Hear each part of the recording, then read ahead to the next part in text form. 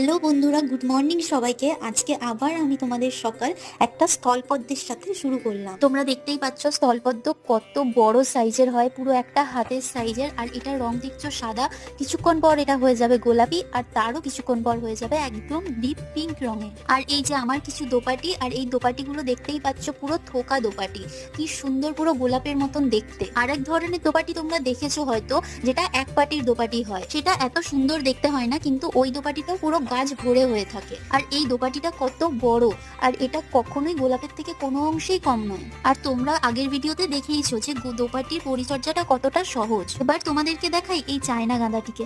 দেখতেই পাচ্ছ এটা হলুদ রঙের একটি চায়না গাঁদা, যেটা কমলা রঙেরও হয়ে থাকে আর বিভিন্ন রঙেরই হয়ে থাকে। তোমরা এইটাকে সাধারণত পার্কে দেখতে পাবে।